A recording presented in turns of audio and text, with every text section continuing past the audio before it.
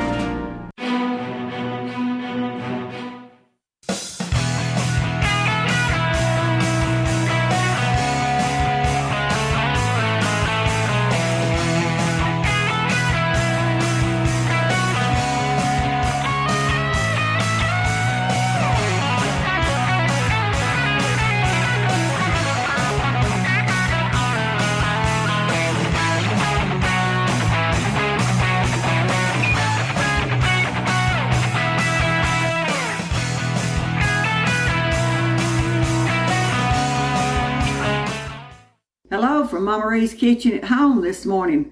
Welcome inside. It's kind of cool outside. It feels good. I came in from the store a while ago and the house was so nice and warm I couldn't help but say, thank you God for a warm house. Today it's going to be short and sweet. I apologize. It seemed like I apologize a lot for not putting more videos on, but we are extremely busy at the restaurant this time of the year. From Thanksgiving to Christmas, we do a lot of catering and then we're busy, and when I get home, I just want to sit down.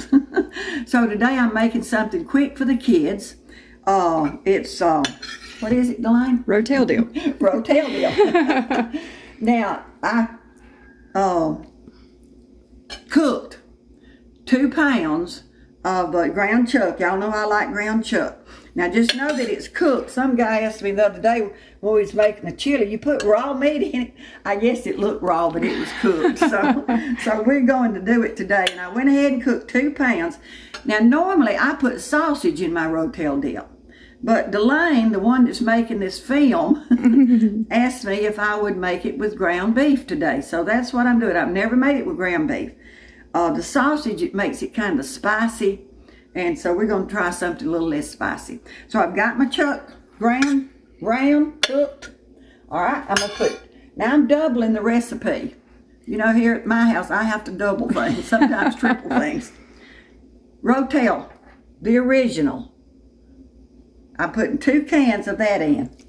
2 cans. Now I've got my crock pot on. I put it on high to start with, but when I get everything in it and I put my lid on it, I'm going to put it down on low, and it'll take it 2 or 3 hours to cook. So I'm putting two cans of Rotel dip. All right, and then I'm putting Velveeta. A lot of people put something different. That's fine. Just do like you want. I'm just showing you how I do it. I put a whole. Now, whenever I'm making double, I do the long, but when I'm just making one, I'll do half of this. Of course, half everything. So I'm going to drop it in there. That's all I'm going to do. I'm not going to cut it up. I'm not going to do anything to it. I'm going to put it in there. And I don't know what I did with my lid. Yonder it is.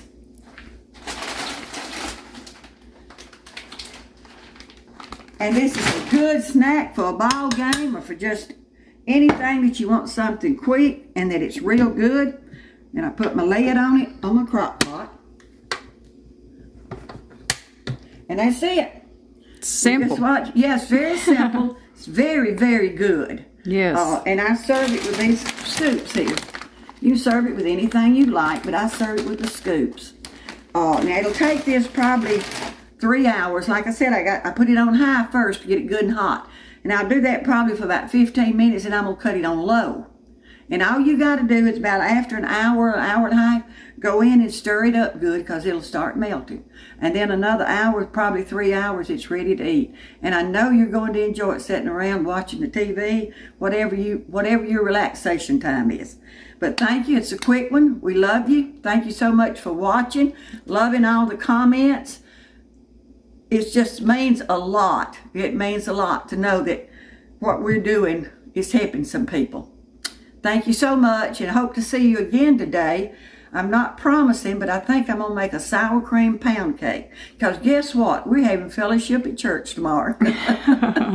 Thank you so much. See you later. And Merry Christmas. Merry Christmas. Yes, very Merry Christmas. Don't forget the reason for the season. Amen. Bye-bye.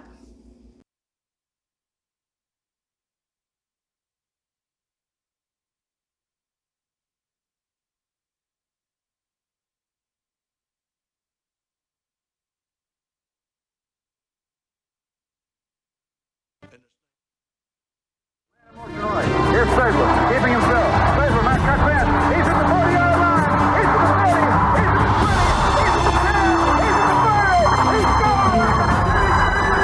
Mitchell and Langer on the line of scrimmage, coming from either side to try to block the kick. Auburn trying to go after it. Here's a snap. They got it. Block kick. Ball's back to the 25.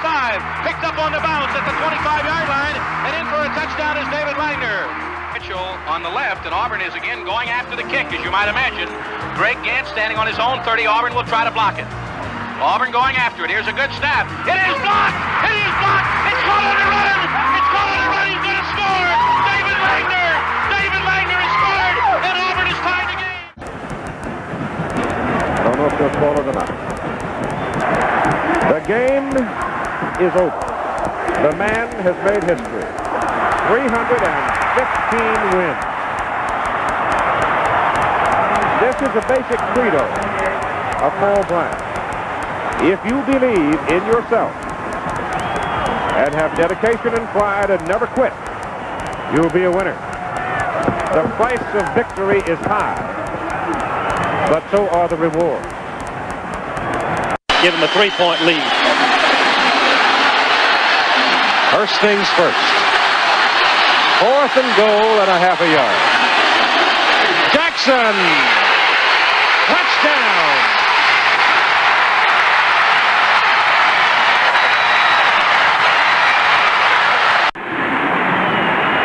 Bennett has come back in defensively, and Dye has elected to go for it, to go for the touchdown. So the critical play of the game right here. On 4th down and goal, it's Fullwood, and he is stopped. And will they talk about that play for years? With 3:27 to go in the game, Rory Turner ran him out of bounds, and that will be forever ingrained in the lore of this rivalry. 2020 in Birmingham. Absolutely. Crossfire action.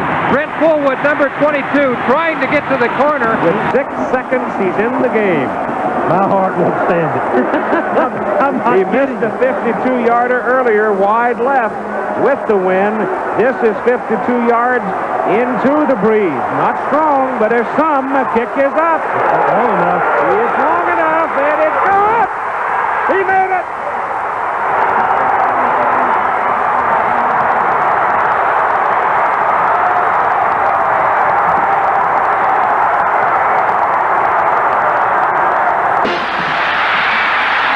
Second down on the 8. They run a reverse. It's Laurier Tillman carrying the ball. Good cut. Touchdown, Auburn.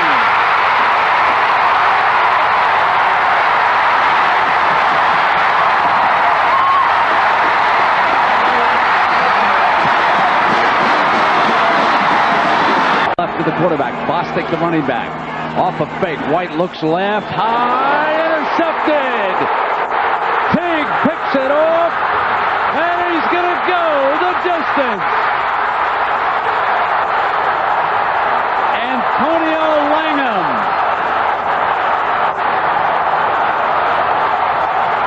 seconds and down to 50.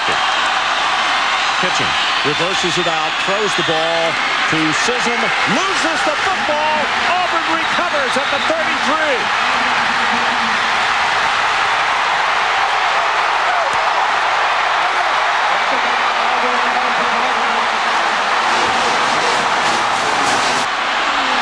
Seconds left. Holmes to attempt the field goal from the left hash mark. Good pass. Got the distance. He is good. Oh, yeah.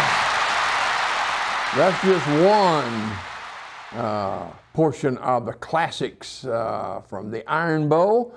And we're going to be showcasing a number of those as we work through the Friday, as we head to Iron Bowl Saturday tomorrow at Jordan-Hare. Kick at 2:30 on CBS. Good morning. I know you're full of turkey this morning, right?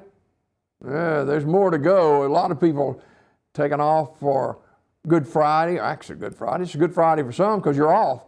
But Black Friday shopping and all that kind of stuff, and a lot of friends and family in town for a lot of you. And so you're enjoying your Thanksgiving holiday weekend, and lots happening this weekend too, including the Iron Bowl at Jordan-Hare. Alabama, a 14-point favorite over the Auburn Tigers, and Alabama 2 years ago, 4 overtime game, beat Auburn, and then they won at Bryant-Denny last year. They're back to Auburn this year. Auburn stumbled against New Mexico State, and you know they'll be ready against Alabama on Saturday. High school football tonight. We've got playoffs everywhere.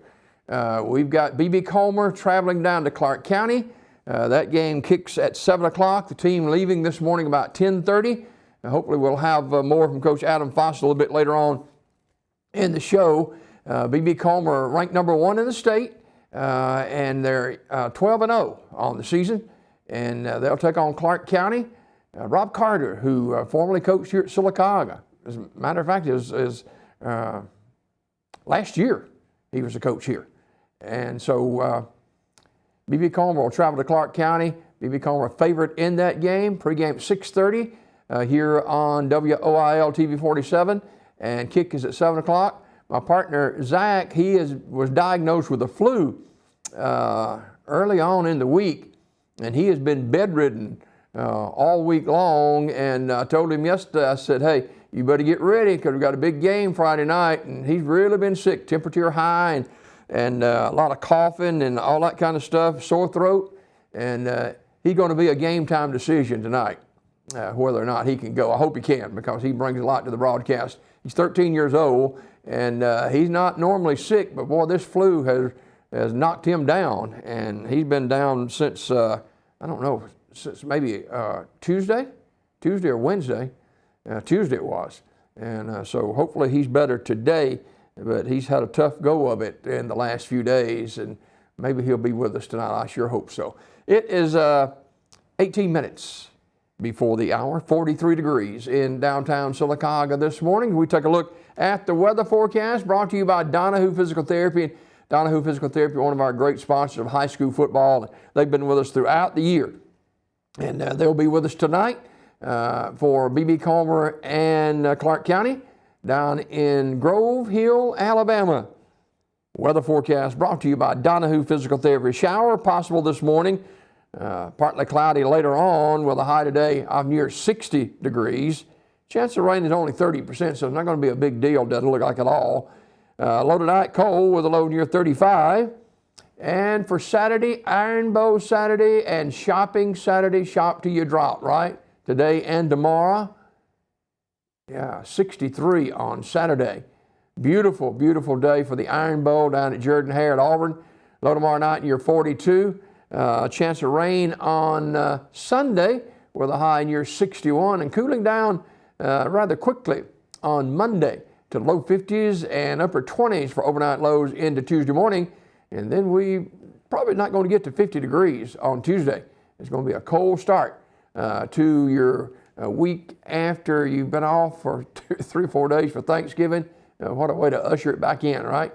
49 or so on Tuesday, and below freezing near 30 on Tuesday night into Wednesday morning. Sunrise at 6:23 this morning and sunset at 4:39. Currently under a cloudy sky. It is 43 degrees in downtown Sylacauga. 15 minutes before the hour. Daybreak is brought to you by the Produce Stand. And Ronnie wanted to make sure to remind you that if you need fruits and vegetables for the remainder of your weekend, you got a lot of folks in your house and stuff like that, we got you covered at the Produce Stand. We've got plenty of pecans and walnuts and Brazil nuts. We've got sweet potatoes. We've got russet potatoes. We've got tomatoes from Sand Mountain. We've got cucumbers and peppers and all that kind of good stuff. It's all at the Produce Stand. May have some greens in there today as well at the Produce Stand. Apples and oranges. You get set for the holiday season in earnest for Christmas season. It's the Produce Stand. Open every day, early to late. Alabama Avenue in Sylacauga, proud sponsor of B.B. Comer playoff football action, is the Produce Stand. 43 degrees in downtown Sylacauga at 14 minutes before the hour this morning. And hey, don't forget, coming up Monday will be your final day that you can donate food to the Care House for the Christmas season. You know, the Care House every year puts together the Care House Christmas baskets. And time is running out. The Care House will be open to accept food deliveries on Monday, November 27th from 9 until 2. That's this coming Monday from 9 until 2. And they will make the announcement a little bit later on next week about the schedule for the Christmas basket distributions. It'll begin on November 30th, I know that. And if you need more information, you can call 256-249-8289 or 256-404-0349. That's the Care House on Broadway here in Sylacauga. 13 minutes before the hour. Good morning to our listeners at B101 FM and WFEB Radio this morning. Hope you're feeling well and glad to have you aboard on this post-Thanksgiving Friday morning, the 24th day of November 2023. And man, I told you Zach was sick all week, and I finally convinced him to let me go to a fast food restaurant yesterday morning and get him a hamburger. He loves cheeseburgers plain, no toppings, with crispy bacon. So I head out. I go to a restaurant, and I love going to this restaurant. They're always on top of it, and it's kind of funny though. I go about 10 minutes till 11. And I'm told that, you know, they start serving. I was told, Zach told me that, what does he know, right? He's 13. He said they'll start serving lunch at 11. You can get lunch. I said, okay. So I head over there, and it was about 10 minutes till. And I pulled up and started to place my order. She said, well, we serve breakfast till 11, I think it is. Yeah, and we start serving lunch then. I said, okay. So it was about 10 minutes till. So I leave and, you know, circle around and come back to about 2 minutes till 11. And I pull up and I said, can I place my order now? She said, we're closing at 11. We're just serving breakfast this morning. It's kind of humorous, but I told Arlene, I said, hey, they want to be with their families as well, so that's okay. So I ride around and most of the places are closed, of course, and rightly so, but McDonald's was open. So I get his, he likes the McChicken from McDonald's, so I get that and head back home. And, you know, it was just a different day yesterday. Everything almost closed, and that's all right as you celebrate Thanksgiving with your family and friends. But it was just so odd to see on a Thursday everything shut down. Kind of reminded me of 2020 a little bit. Anyway, we're glad to have our listeners from B101 FM and WFEB with us this morning. Hopefully Bruce, I don't know if Bruce is working this morning or not. He may have a long weekend as well, celebrating Thanksgiving, and he's probably getting pumped for the Iron Bowl. He's a big Alabama guy, and he is probably getting fired up for the Iron Bowl, but maybe he'll be with us in a little while here on the show at 10 minutes before the hour. my friends at Community Funeral Home, Charles Woods and Cadero Woods at Community Funeral Home, where we offer more than is expected in service at less than expected cost. They're located at 511 Edgewood Drive in Sylacauga. 256-245-5201 for pre-need to at-need, funerals, burials, or cremation. Death knows no season. When death comes, it doesn't matter what season it is, it comes. And at Community Funeral Home, we service with love and understanding. We're there to help you and your family in your time of need. Charles Woods, the owner and president, and Cadero Woods, his son, is the vice president. 511 Edgewood Drive in Sylacauga. Pre-need to at-need, funerals, burials, or cremation. 256-245-5201. That is Community Funeral Home in Sylacauga. You know, today is Black Friday, right? Yep, it is. People out shopping early. And Black Friday, ooh, look at those crowds. Black Friday has always been the epitome of American consumerism. But it did not start out that way, however. These days it's all about shopping, where retailers make huge cuts in their prices and open the doors at extremely early hours for those who love to camp outside. Black Friday has had a long history in shopping holiday counterparts, as it has been well regarded as the beginning of the Christmas holiday season since 1952, when the idea of shopping for Christmas gifts ahead of time became a popular concept. Since it takes place the day after Thanksgiving, today, Black Friday, has been one of the busiest, most hectic shopping days of the year. Now, the term Black Friday did not originate as a term for shopping, but rather a financial crisis, according to History.com. In 1869, the U.S. gold market crashed, causing chaos for Wall Street financiers. The term wasn't used again until the 1950s in Philadelphia, when police used the term to describe the chaos that ensued when suburban shoppers and tourists would flood into the city for the big Army-Navy football game every year. It originally had a negative notation, but by the time the 1980s rolled around, retailers reformed the term into a positive one. Most people saw this as an opportunity to create profit. However, over time, Black Friday has stretched out into the Thanksgiving holiday, as retailers would start opening their doors earlier to allow customers to frantically buy their products. I can see some of y'all now. This has caused some safety issues, as crowds of people would flood the stores to get their items, causing chaos at times. Although in 2016, there were over 101.7 million people who joined the fiasco, that number has been decreasing significantly over time, as people have been switching from outdoor shopping to online shopping. Nevertheless, it is still a holiday that reigns with famous stories that continue to uncover the excitement of consumers. So if you're going to brave the large crowds at your favorite stores and join them in the pandemonium that Black Friday shopping brings, it's best to try to plan ahead. Check out the deals from your favorite stores are offering and coordinate with your friends about where and when to go. You know, you can set those alarm clocks. Some of you did this morning. And you can dress for the occasion depending on where you are. Kind of cool out this morning. If you're not into large crowds, and maybe watch from afar and wait for the commotion to be at ease. And then comes Cyber Monday. That could be more your pace.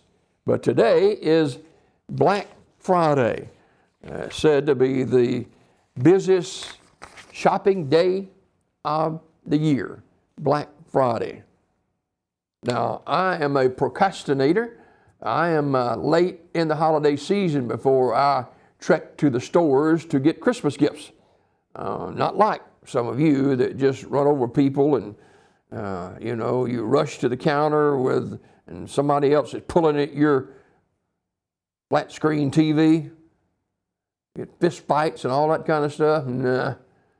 But Black Friday it is, on this 24th day of November 2023. It is about 6 minutes before the hour, and Bruce not able to join us this morning, so we'll trek along without him this morning as he gets set for the continuing holiday season. It is now 5 minutes before the hour as we turn to obituaries, brought to you by Curtis & Son Funeral Home, the North Chapel on Highway 21 in Sylacauga, and the Childersburg Chapel on Highway 280 in Childersburg. for pre-need funerals, burials, or cremation since 1975. It's Curtis & Son Funeral Home, Sylacauga, Childersburg, 256-245-4361. L.V. Walker, age 86, died Sunday, November 19th. Visitation is today from 1 until 2 at Curtis & Son Funeral Home. That'll be here in Sylacauga. Following the visitation, the graveside service will be at 2 from Evergreen Memorial Cemetery, with the Reverend Warren Ford officiating. Online condolences and expressions of sympathy may be shared at CurtisandSonFH.com for the Walker family. Curtis & Son Funeral Home, North Chapel, directing. Angela McGowan, age 54, of Childersburg, died Wednesday, November 22nd. Graveside service will be Saturday at 11 a.m. from Talladega Springs Cemetery down in Fayetteville. Brother David Vick will officiate. Of course, burial in the Talladega Springs Cemetery. Online condolences at RadneySmith.com. Radney Smith Funeral Home, Sylacauga, directing. And funeral service for Shirley Davis will be Saturday at noon from Liberty Christian Church in Harpersville. Burial in the Harpersville Memorial Cemetery. Visitation is today at the funeral home from 1 until 7. Community Funeral Home, Sylacauga, in charge of the arrangements.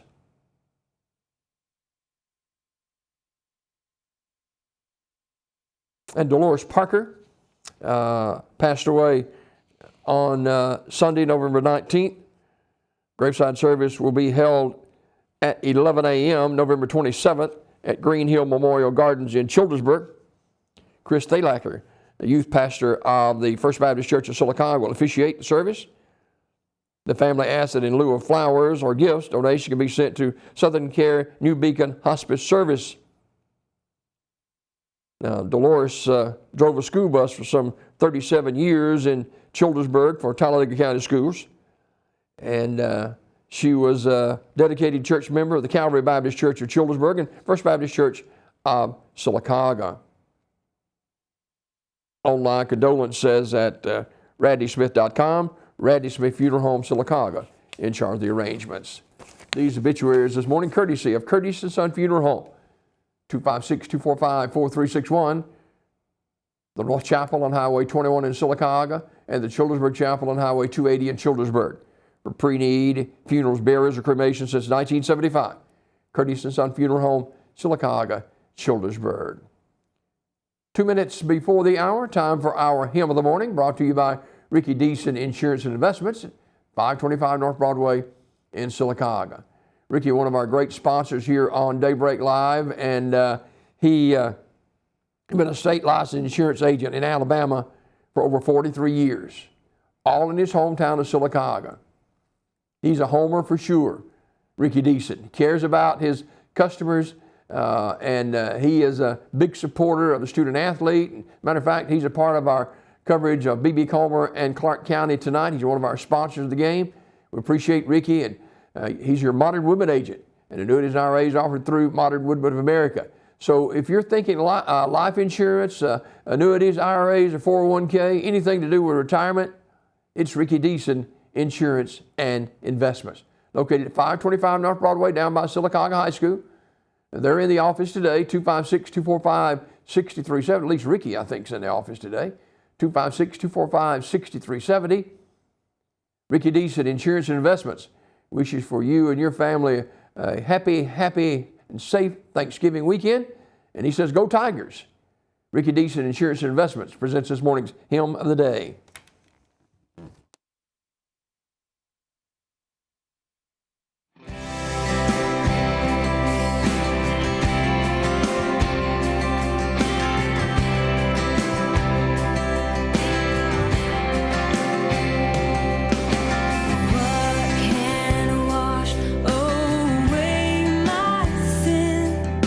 Nothing but the blood of Jesus.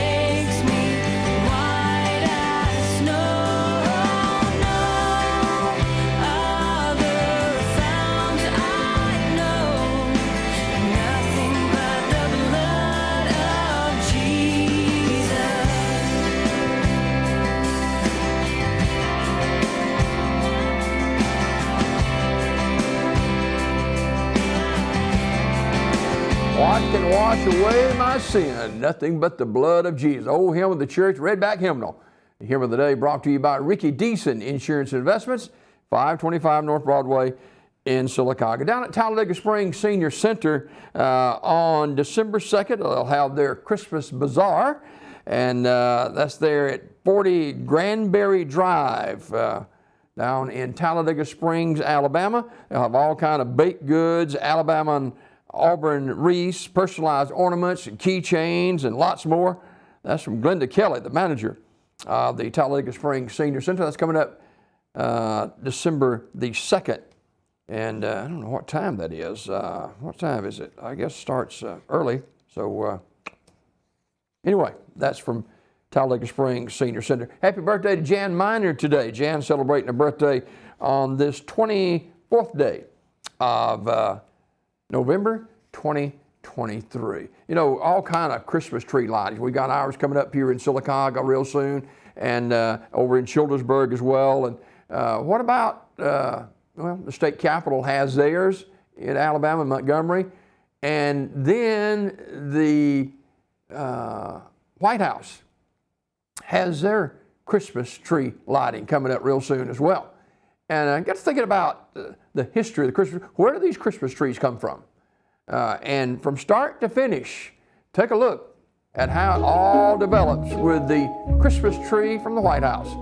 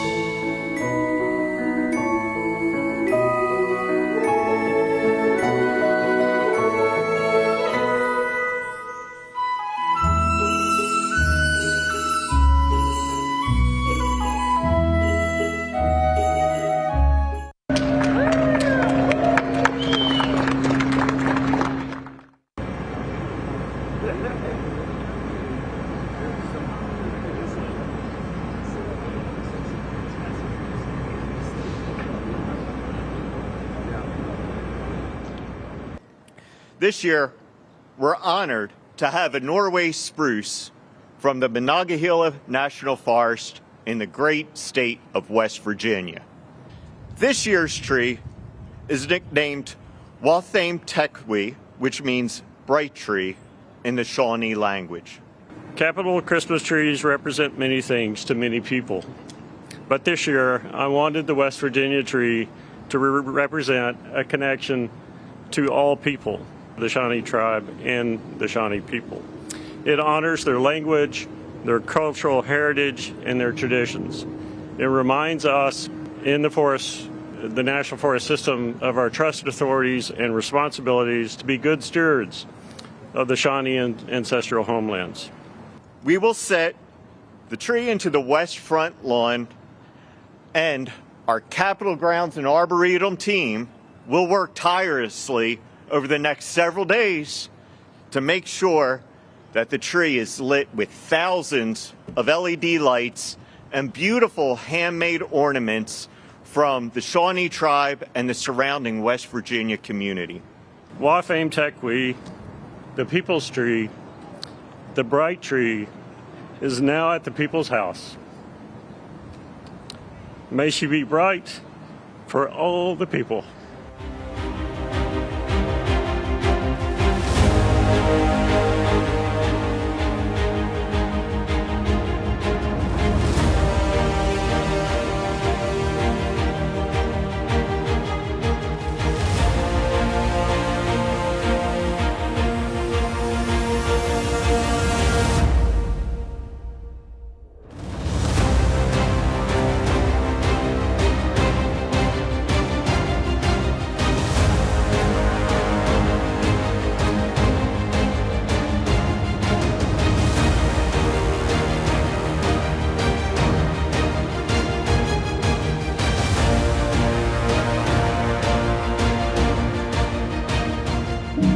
first date was taking his boat out across to Long Island. And we just hit it off. He was very loving and affectionate. We were living, I would say, our best life. I got that knock on the door. And she said, Joe was in danger and he was shot and he was in the hospital. Then when I just threw myself on the ground. Within days of Michael's passing, Tunnel to Towers reached out to me and said that they were going to pay my mortgage. They also provide emotional support to us. Their help my kids to be more safe. I am Frank Silla. I'm asking you to support the Tunnel to Towers Foundation as we pay off the mortgages for fallen first responders and Gold Star families who die in the line of duty. Visit t2t.org or call 1-844-BRAVEST. Bonanza, the famous Western television series, is now on WOIL TV 47. Join Little Joe, Hoss, Adam, and Ben Cartwright on the Ponderosa every weekday morning at 8 a.m. Fist fighting, chicken chasing, gunslinging, and more. Join us for Coffee and Bonanza every weekday morning at 8 a.m. on TV 47. Coosa Valley Medical Center, one of the top 10 hospitals in Alabama, is also Sylacauga's largest employer. Services from the emergency room to surgery to cancer treatment to post-stroke care. You won't believe what's right in your backyard. It's Coosa Valley Medical Center in Sylacauga. So, if you're sick in Alabama, choose one of the top 10 hospitals in Alabama. That is Coosa Valley Medical Center.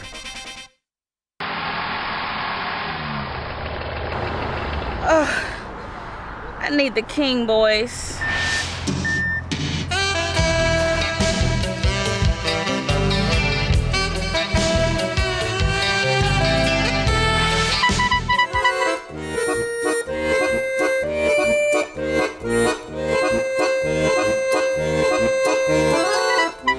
Don't call two clowns in a tow truck when you're dreaming of them King boys. The all-new Marble City Pharmacy in Sylacauga is your destination for the highest quality health care.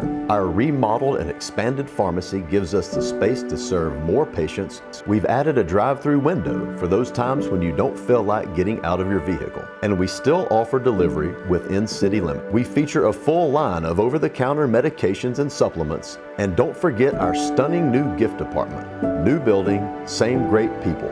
Marble City Pharmacy, here for life. Sylacauga, we are your hometown dealer. 3 locations: Sarah Honda, Tony Sarah Ford, and Sarah Nissan. Avoid big city prices. Shop local and save with 0% financing. 0%. Plus, you get a lifetime warranty, no charge. We even offer mobile service, or we can pick up and deliver. No charge. Lower prices, better service. We are your hometown dealer. Sarah Honda, Tony Sarah Ford, and Sarah Nissan, right here in Sylacauga. It is 11 minutes now after the hour. 43 degrees in downtown Sylacauga. Weather, a shower or two possible this morning. Kind of cloudy outside right now. It'll become partly cloudy later on today with some sunshine and a high in the low 60s. Clear and cool tonight with lows in the mid 30s. Great day for the Iron Bowl on Saturday. Temperatures in the low 60s down at Jordan-Hare at kickoff at 2:30. Time now for a look at local news at 12 minutes after the hour. Local news brought to you by my friends at Thrashes, Floors, and More, 18 North Norton Avenue in downtown Sylacauga. I've known David and Sue Thrash for a long, long time. To date it goes all the way back to when I was in radio and doing Little League baseball tournaments and state tournaments on the radio. And Chase, who is David and Sue's son, he was a young guy then, a little kid, and he was on the All-Star team, and we followed them around all over the state playing baseball, and that's how I got to know the Thrash family. Miss Doris Thrash, who is the matriarch of the Thrash family. Good morning to her today. She is the mother of David, and her husband, Doyle Thrash, had Thrashes originally, and so known the Thrash family for a long, long time. and you have too. When it comes to flooring, hands down, it is Thrash's Floors and More, the flooring leader in East Central Alabama by at least a country mile. Tile, carpet, and hardwood. They sell it, install it, and service it for your home, your church, your lake home, your rental properties, or your business. No job too large or too small. That is Thrash's Floors and More. 18 North Norton Avenue, 256-249-8658. The flooring leader in East Central Alabama by at least a country mile is Thrash's Floors and More. Thrash's presents a look at local news this morning. Sylacauga City Council is expected to vote on an amended salary schedule for the fire department and possibly other departments during its next regular meeting set for December 5th. The proposed revisions were presented Tuesday evening by Fire Chief Nate Osgood. Osgood told the council he is currently short 4 firefighters out of 24 total, and that he was at risk of losing 4 or 5 more in the next couple of months. As a result of current staffing shortages, he said Station 2 was closed for about 8 hours last Saturday because of insufficient manpower. Without fringe benefits, Osgood's proposal would cost the city about $210,000 per year. The amended scale would raise the entry-level pay and rearrange the step raises to ease the compression that happens for veteran employees when the bottom salary is increased. Under the current scale, he said, an experienced firefighter's step raise could be as low as 49 or 50 cents every 2 years. He added that City Clerk Alexandria Lambert had estimated the cost of fringe benefits at another $60,000 per year on top of the $210,000 revised pay scale. He said 3 years ago we had the highest paid entry-level firefighters in the area. We now have the lowest. This puts back at or above the other departments in the area. The members of the council seem to be on board with the proposal overall, but differed on whether a similar plan should be applied to the city's other departments and whether the funding was available. The debate over those issues was extensive and often contentious. When the council approved the budget for the current fiscal year, across the board cuts were made, with the understanding that those cuts and the budget as a whole would be reviewed and likely revised in April of next year. In May of this year, the council also voted 3-2 to increase the local sales tax by 1.5%, and in a separate vote to reserve 12.5% of the new tax revenue for the fire department. That was subject of some debate Tuesday, whether this money could be used for payroll or was it specifically earmarked for capital improvement projects. There were also continuous discussion regarding whether the impending crisis in the fire department meant that it should be addressed first, or if staffing shortages and low salaries for personnel in the animal shelter, street department, and city shop should be addressed at the same time. There's also some discussion of the pay schedule for the court office and a comprehensive payroll revision designed by a team from Auburn University from a couple of years ago. Now, the tax increase is expected to bring in about $500,000 per year, which Councilwoman Tiffany Nix suggested be used to cover the pay in the fire department and the other departments as well. Lambert explained, however, that the city does not have that amount yet. Lambert said, quote, "There is not enough money right now to sustain these pay increases. Said we're bringing in $100,000 one week, then $1,500 the next." Councilman Lee Perryman said, quote, "There is absolutely enough money to pay for all of this. Sales tax was increased 50% by August 1. So we don't have it yet, but we will have it. And we've got a little bit in there now to start the ball rolling. Not that we should start now, but we need some way of making a decision." So there's no question that the money will be there, so we should plan for the money to be there. Nick said she would not agree to allocating additional new tax money on top of the 12.5% earmarked for the fire department, but Perryman said the money would be taken from the 12.5%, not in addition to it. Councilman Ashton Fowler questioned whether the council could use the 12.5% for salaries. Fowler added that the new tax had already brought in about $370,000 and that business license revenue would start coming in soon, which would constitute a large chunk of the city's revenue for the year. Councilman Nate Brewer added that the council should be able to fund the pay plan by February. According to Council President Laura Heath, quote, "February will be too late. If we have money in the account, we should start the ball rolling now." Nix pointed out several times that she supported the change in the fire department, but believed that the council had to proceed fairly by revamping the pay scales for employees in the animal shelter, street department, and city shop at the same time. Brewer said he also favored the fire department revisions but preferred to carry out the citywide pay plan in April as previously discussed. He said, it's a shame and poor leadership on us if we give money that we don't know we have, he said. So if we're going to start, we need to do the animal shelter and shop as well, Nick said. Perriman said that Osgood, Lambert, and Human Resources Director Jane McGee needed to get together to formulate a plan before the council meets again. He said, in the grand scheme of things, $260,000 is not a lot of money, and the other departments will cost less, including those other departments shouldn't be that hard. McGee pointed out that Lambert is relatively new in the position of city clerk and that the HR department is also understaffed and that an overall plan would probably not be ready by the next meeting. Perriman said, quote, if we ask for it, it can be ready. If we direct it to be done, it will be done. Stop doing something else and do this. Lambert said, quote, would you like us to stop paying payroll or would you rather stop doing invoices? Perriman reiterated, said it can't be that hard. While Heath pointed out that the fire protection was an essential service that the city provides to its residents. Lambert asked, quote, Tiffany, if we fix everything in the fire department, as you're saying, we can also fix everything in the animal shelter, the shop, and the street department, where people are making $11 an hour? Lambert asked, where's that money coming from, Lee? Perriman answered, quote, there's plenty of money.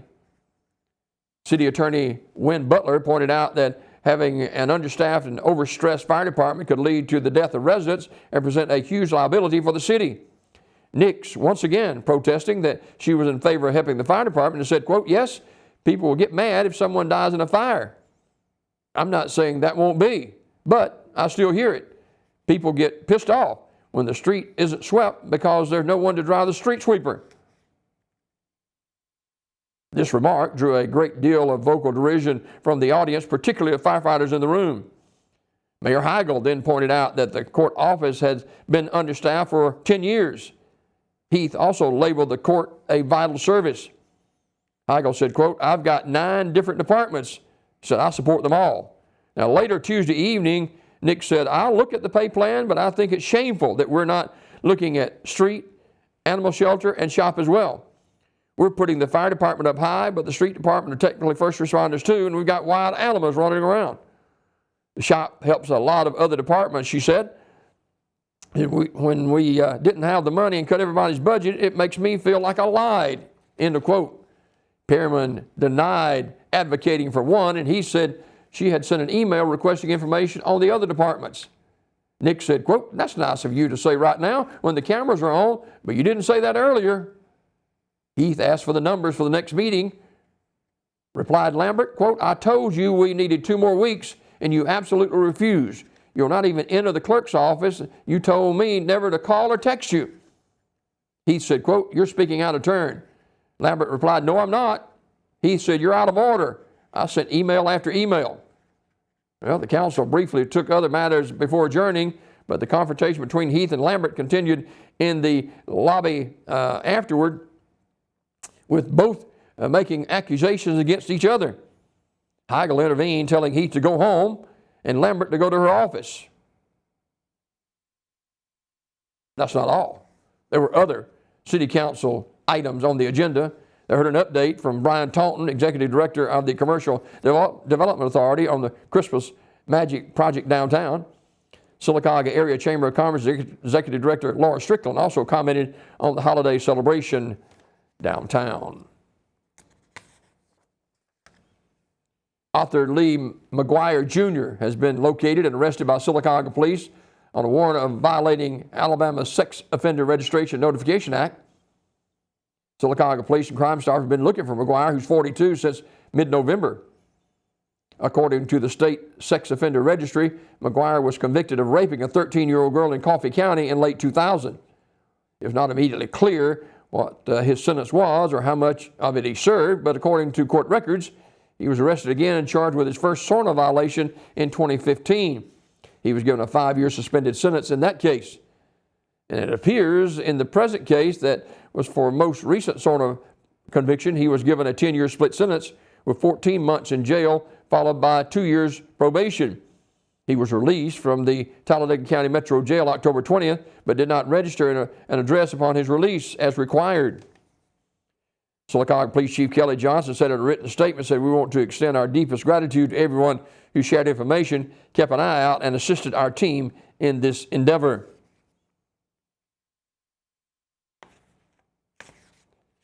In other news, Ryan Rumsey, District Court Judge for South Talladega County, will retire effective December 1.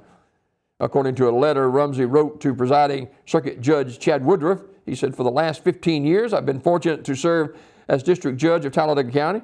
Said I've decided it is my well-being and best interest to retire beginning December 1. He said, "I'd like to thank the citizens of Talladega County who gave me the opportunity to serve as Talladega County District Judge." In response, Woodruff issued a statement saying, quote, "I've known Judge Rumsey since we were kids growing up, the son and stepson of the district attorney and sheriff over 35 years ago. Judge Rumsey was elected in 2008 at a very young age and has served for the last 5 years as the most senior judge in Talladega County, primarily serving in the juvenile and family courts. While rewarding, the life of family and juvenile court judge is extremely stressful. Ryan has expressed to me that he believes it appropriate to retire from the bench, and I fully support his decision and wish Ryan well." Now, applications will be available for at Woodruff's office for the possible new judge. Applications will be available starting December 4th and must be returned no later than December the 8th. Now, the governor has 30 days from the date of submission to make the appointment. In an unlikely event, Governor Ivey doesn't make the appointment within 30 days, the Chief Justice of the Supreme Court is called upon to make the appointment from the 3 nominees, Woodruff said. Candidates will be interviewed Thursday, December 14th and possibly December 15th, depending on the number of applicants. The applicants will be interviewed in random order, and the interviews will be open to the public. Until the appointment is made, retired Clay County Judge George Simpson has been assigned to handle cases pending before District Court in Sylacauga. Now, there's been a challenging period on our bench, according to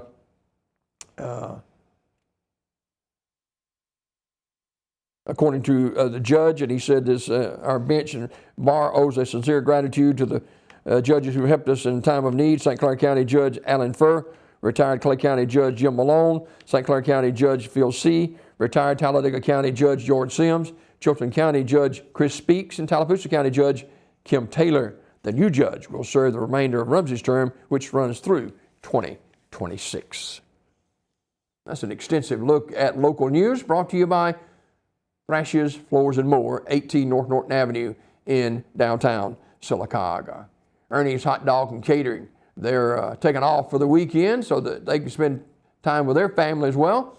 They'll be right back at it Monday. They'll be down here in Sylacauga at Bandits on West Fort Williams from 10 until 3. The best hot dog in town. Ernie's Hot Dog and Catering wishes for you and your family a happy and safe extended Thanksgiving weekend. Ernie's Hot Dog and Catering presents a look at today in history.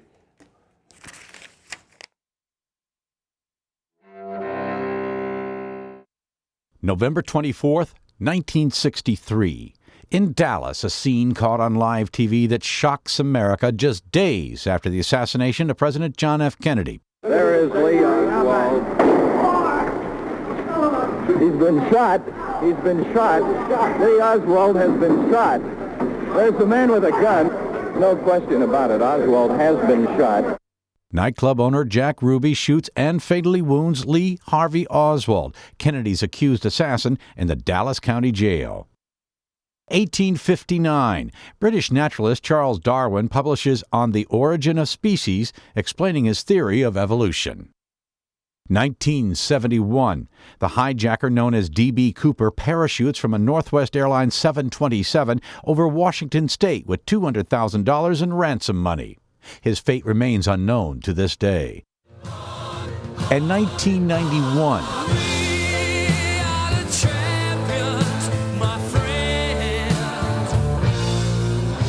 in London, rock singer Freddie Mercury, frontman of the group Queen, dies of AIDS-related pneumonia. He was 45. Today in history, November 24th. Tim McGuire, The Associated Press.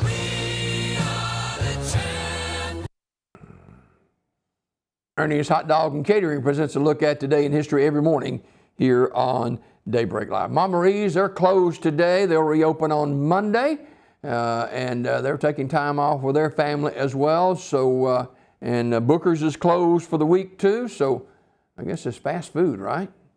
Yeah, I enjoy Booker's and Mama Marie's though for breakfast. They're really, really good, and lunch as well. They'll be back at it next week here in our local area. Back at it tonight will be high school football playoffs. B.B. Comer 12-0 at Clark County 7-5. That'll be at H.G. Prim Stadium in Grove Hill, Alabama. Years ago, when I lived in Mobile, I drove a truck, and I would go through Grove Hill on a route. And I know where that is. It's a long way from anywhere. B.B. Comer defeated Highland Home 21-14. Clark County beat Goshen 22-15. Now, if you remember, these two teams met in 2021. Clark County beat B.B. Comer in the third round of the 2021 playoffs in the only meeting so far between these two teams. B.B. Comer has outscored the competition 494 points to 87 points during their 12-0 season. The Tigers have allowed just 4 teams, Dadeville, Isabella, Thorsby, and Highland Home, to score in double figures. No team has scored more than 21. They've held 8 teams to 7 points or less, with Kamor Harris rushing for 1,422 yards, 24 touchdowns on just 94 carries to lead the offense. Defense, Harris has 82 tackles, 7.5 for loss, and a sack. B.B. Comer reached the 2A final a year ago, losing to 5. Now, Clark County, meantime, won the 2A championship in 2021. The Bulldogs lost 4 of their first 5 games this year under new coach Rob Carter, who was formerly here at Sylacauga High School last year. But they've won 6 of the last 7. A.J. Ezel. Now watch this. He rushed for 1,763 yards and 25 touchdowns. Now, Kamor Harris rushed for 1,422 yards and 24 touchdowns. The difference is Ezel carried the ball 304 times to accumulate 1,763 yards. Kamor Harris only carried the ball 94 times to reach his 1,422 yards. Harris averaging over 15 yards every time he touches the football. Every 4th time, Harris is in the end zone. So it should be an outstanding matchup for these two teams, and 2 outstanding running backs, Kamor Harris for B.B. Comer and A.J. Ezel for Clark County. Pregame is at 6:30 tonight. We'll have it for you live here on WOIL TV 47. Kick is at 7 o'clock. More Daybreak just ahead. This is Jim Jones, and with me is my wife Linda. We're the co-founders of Alabama Childhood Food Solution. Alabama Childhood Food serves hungry people in central Alabama, 7 counties. We have appointments available for food if you need food, and that number is 938-201-2129. Again, 938-201-2129 if you are in need of food. If you can help Alabama Childhood Food, we would love to have your help. We need volunteers, we need prayer, and we need money, because we give away all this food. It's God's food, and we will give it away. At Alabama Childhood Food, 938-201-2129. And we look forward to serving you or having you work with us to serve others. Thank you. Can you give the post office box 1321, Sylacauga, Alabama, 35150? Yeah, tried to get it right. If you want to donate with a check, we would love to have it. Thank you. See us on the internet at alabamachildhoodfood.com. There's a lot in life to smile about. Are loose dentures or missing teeth keeping you from enjoying the things you love? Don't miss out on enjoying life's precious moments. You can be you again with affordable mini dental implants. You can smile again, laugh out loud, and have your self-confidence back. Let us help you make it memorable. I'm Dr. Rick Redmond. Call me today for a free consultation and give me the opportunity to change your life. A funeral service represents a family's final farewell to their loved ones. Knowing this, we go beyond what is expected to ensure the ceremony is beautiful and memorable, a truly fitting tribute to that special life. We invite you to visit us to meet our staff and tour our renovated facility complete with a new dining area and catering services. We've been serving the people of this area for over 40 years, and we think that you'll be pleased to find that making lasting impressions remains our first priority. Curtis & Son Funeral Home, Sylacauga, Childersburg. Bandits Bar and Grill is your stop for great food, family fun, and live music. Wednesday night is Cornhole Tournament. Thursday night, Biker Night. Don't forget about the live music too. Great steaks, full bar, awesome appetizers, wings, nachos, tacos, and fried catfish. Stop in today or give us a call at 256-369-2920. That's Bandits Bar and Grill on Fort Williams in Sylacauga.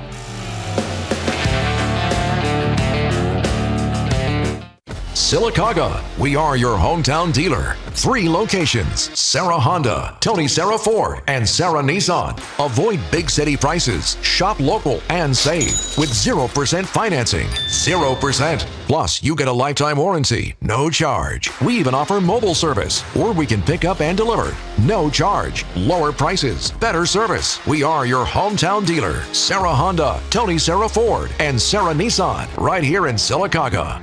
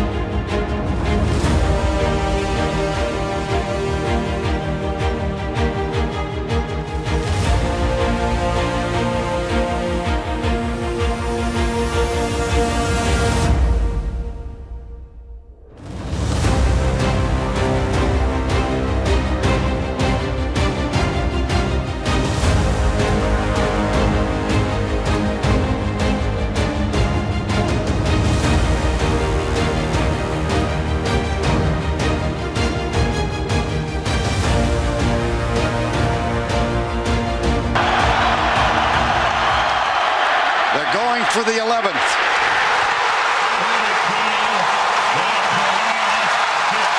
Bring 4. McClever from the outside. And Coyle is sacked for the second time. Coyle under pressure. That's 3 sacks in the first 3 possessions. Coyle nailed 4th sack. Coyle with a play fake. He's in trouble again. Stunts. Oh, they got it for the 6th time. Unbelievable. 7 sacks. Bunch up now, break the bunch, and one comes to the right side. That's Goodell. Pressure from McClever. 8 sacks. I mean, that's 4-man rush again. No blitz. Pressure. They got him for the 9th time. Blitz. Coyle. 10 sacks. 10.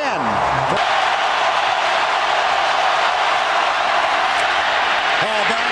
11th sack. Antarius Williams. First down and 10. Hand off. Coffey. Nice move. Here goes Coffey. Touchdown, Alabama. He is something else. Burns nailed.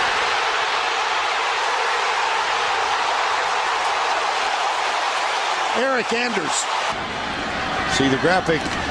Auburn has turned it over 11 times with fumbles. Here's John Parker Wilson. He's got a man at the 10.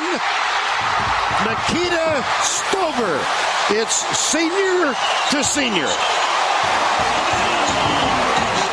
Auburn has to hold him to a field goal. They got the big fella in the backfield. They're going to play action on the rollout. McElroy. Touchdown up Church.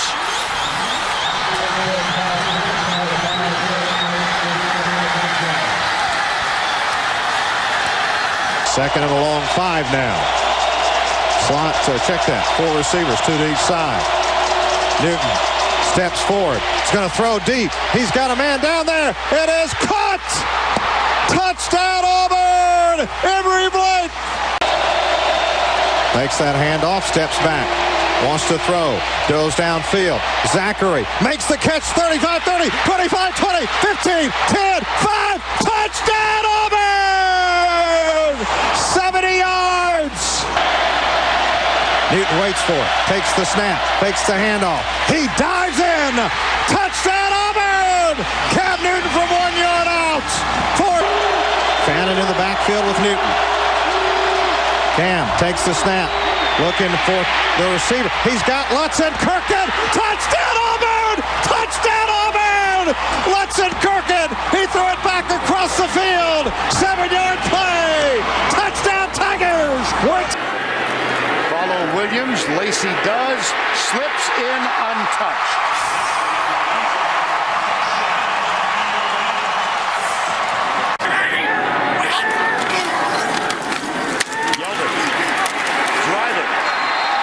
Scoring a touchdown.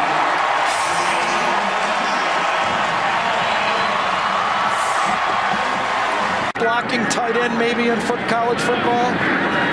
McCarron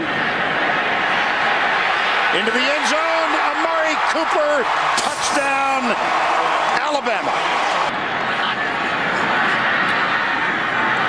McCarron wide open. Kevin Norwood. And the score goes higher. Vogler lined up tight to the right. Left side. Touchdown, Alabama. Lacey for the 6. Either block it well or they miss the tackles. McCarron across the middle, caught by Amari Cooper. Another missed tackle and another Alabama touchdown. Obviously, he's not helping his conversation with this game. Norwood, touchdown, Alabama.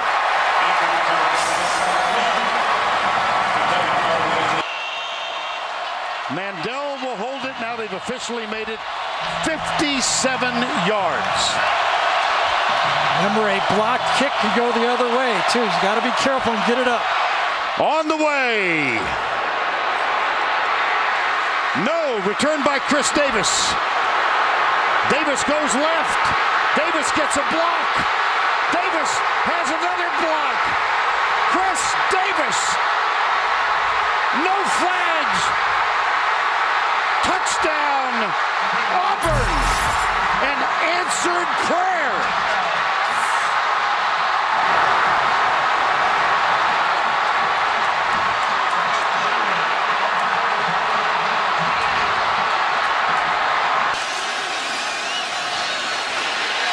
Power with Yeldon. Touchdown, Alabama. 3 of 3. Here's his 4th throw, and he wants the end zone. Cooper got it. Touchdown, Bama. Marshall. Touchdown, Auburn. Sammy Cooper. Yeldon, touchdown, Alabama regains the lead. Going deep again. Got a man. Touchdown, Sammy Coates, his 2nd of the night.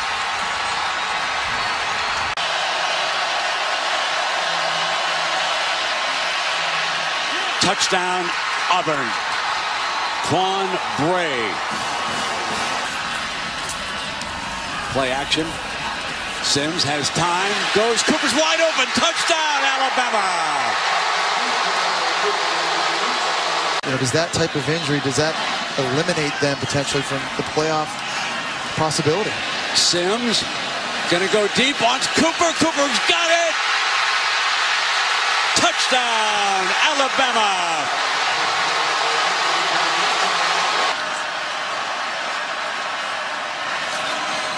Sims looking back at number 9, and now he's going to take off. Slips into the end zone. Touchdown, Alabama. Our 4th lead change of this game.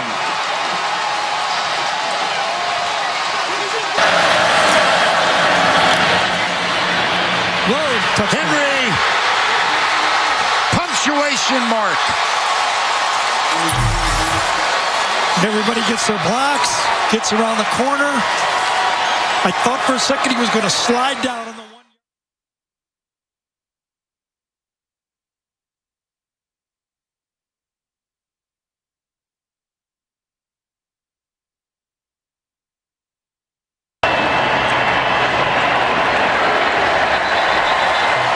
And there you have it. A perfect regular season for Alabama. 12-0, 8-0 in the conference, and an Iron Bowl number 83 that goes the way of the Tide. Jones in trouble. Going to try to run for it. He does have another play in him. Mac Jones all the way down to the 18-yard line with a first down scramble. Jones bobbled the snap a little bit. Throws as it knocked down by Derrick Brown. It comes back to Jones. Completes it to himself, but lost a yard. Bullivus for the Tide. Kick is on the way, and it hit the upright. It's no good. He hit the left upright.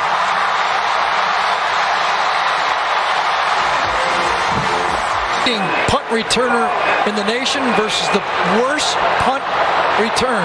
It's 4th down and 4. They're in a regular formation here with Nix. Just going to try to draw him off sides, I guess. And they're saying that Alabama jumped. Did they touch him? If they did, it's a first down. Yep. They got it. Legal substitution. Defense, 12 players in the formation. Forcing the 5-yard penalty. That results in first down. Here since 30 years ago. They honored that 89 team here today, and 30 years later, they've got another big one over their arch rival from Tuscaloosa in one of the wildest of all Iron Bowls. Auburn wins it 48-45. The Home Depot SEC on CBS brings us to Bryant-Denny Stadium with the tune Sweet Home Alabama in the background. The number 1 team in the country for the Iron Bowl for the 85th time, hosting the number 22 Tigers of Auburn. 19 on the ground. Richard stood up after a short gain. Good decision, I really do. I agree with you. Auburn's going to fall to 5. One more time. Auburn and Alabama. And when it was started in Birmingham in that 1893 on the corner of 32nd and Claremont at Lakeview Park, there wasn't 88,000 people there. There will be today as the Home Depot SEC on CBS brings us to the Plains, Jordan-Hare Stadium, Auburn, Alabama. The hometown Tigers getting ready to welcome, if you want to say welcome, their arch rivals, the 3rd-ranked Crimson Tide of Alabama. Are not going to get it, I don't think. Nope. He didn't make it. Nope. He's a half-yard shy. Our yellow line, but it's the sticks that matter.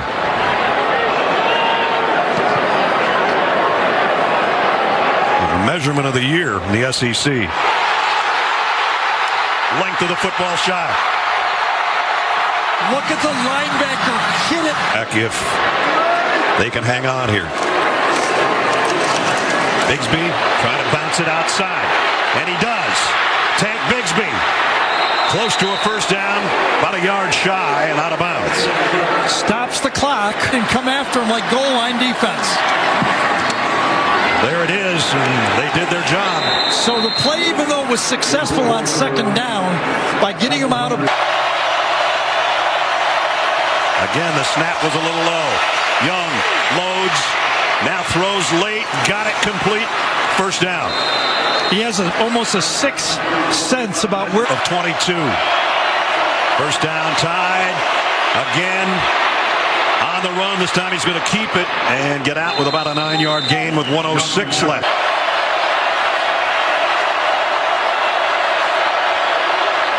Young fires near side, caught and out of bounds. Jacoby Brooks, who's in for Jamison Williams, and 7. Alabama down a touchdown. Bryce Young backpedals, throws, got his man, it's Billingsley, and he's out of bounds with a first down. Hadn't thrown it than a half minute to go.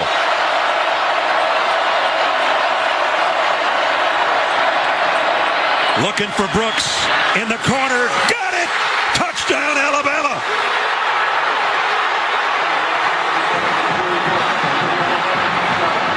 You got a guy down. You got a chance to win a football game. You make a simple mistake. You go out of bounds and give Alabama life, and they make you pay for it. And possible overtime. Up and perfect. And the switch to Major Tennyson as the holder up. Bryce Young. Down the middle. Touchdown, Alabama. Slade Bolden.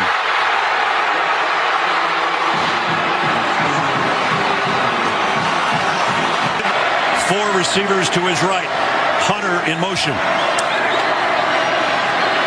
Finley to the end zone. And he got it in there. Touchdown. What a catch. Landon King. Bigsby. Whoa, what cut down by Christian Harris. That's kicking today is young and inexperienced. Finley from behind, got pressure, got hit, goes down. The biggest moment of his football life right here. Kick on the way. Kick is good.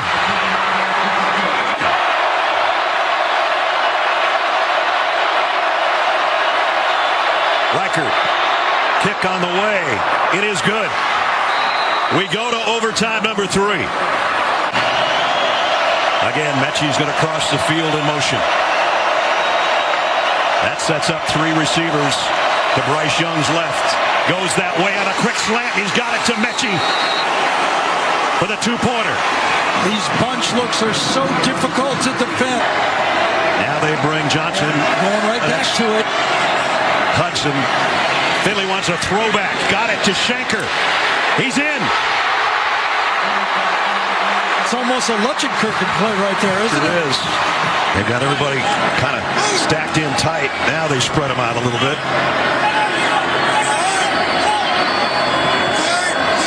Johnson in motion. They fake it to him. Finley pumps once, throws late, almost intercepted by McKinstry. McKinstry gets in there, just stays all the way. Against Arkansas on a touchdown that basically won that game. Leary in motion. The throw goes the other way. Mechie's in. Alabama wins in 4 overtimes.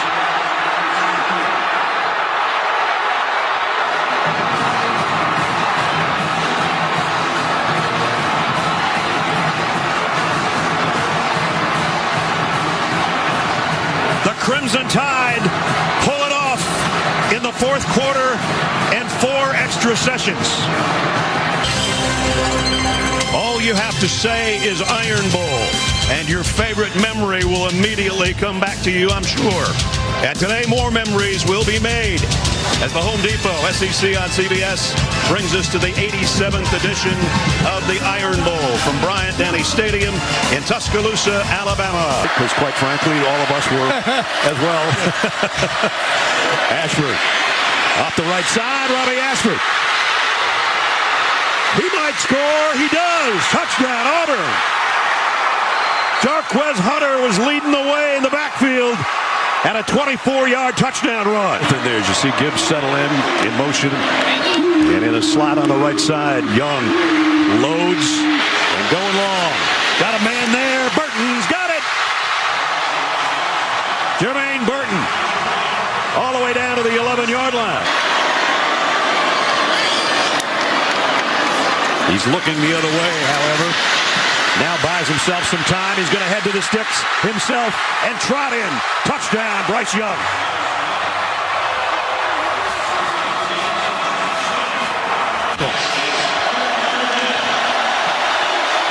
Toss to Bigsby. Not going to get to the edge. Run out of bounds at the 25. It'll be 4th down. Do get the feeling that with Alabama. And McClellan in the backfield with Bryce. Wants to throw back to McClellan. Got it to him. And he's got it. Touchdown, Alabama.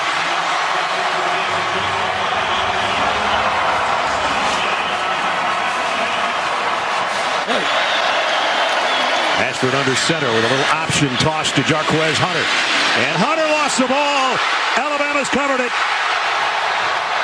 DJ Dale's got it for the Tide. Boy, you got to feel bad for Jarquez Hunter. He tries to make a sharp cut, but he's got the football. For Auburn, that's good news for their defense. And touchdown, Roydell Williams, the guy that just came in for McClellan, and he scores. It does feel like Alabama has found their rotation in their running game now pretty easily. Right. To'o coming on a blitz.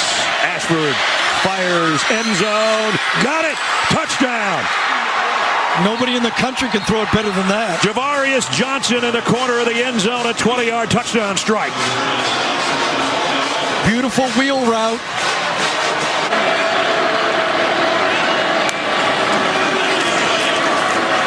Young down the middle, completes it, first down. Kendrick Law still running.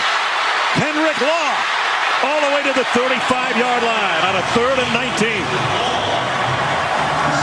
They think it's going to be special. Gary said just didn't have enough time to work with Bryce Young a lot this year because of his injury. He's looking for more. And to the end zone and got it. Ja'Cory Brooks. Touchdown, Alabama.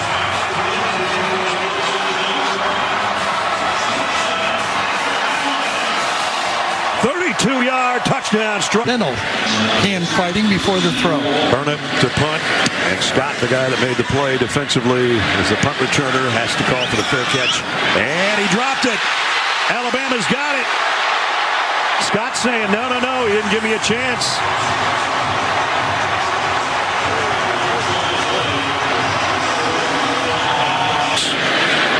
Came out of the backfield as a wide receiver down to the bottom of your screen. Young, pressure coming late. He's going to take off with it. Bryce Young inside the 30 and slides right where he needed to slide for the first down. Except they'll call for Alabama. Empty backfield. Bryce Young, quick throw out. Wide receiver screen. Trey Holden. Touchdown, Alabama.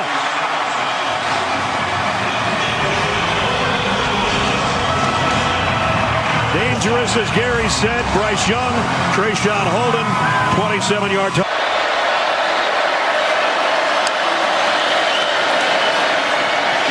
Ashford goes down again. To'o is the final guy to clean up. With the clock stopped with 5 seconds. Celebration begins at Bryant-Denny Stadium. For a lot of the seniors who won't see this field again, and probably some juniors who won't see this field again. And there's the wave. Oh, that's a big signal, isn't it? I think so. Sure seems like it.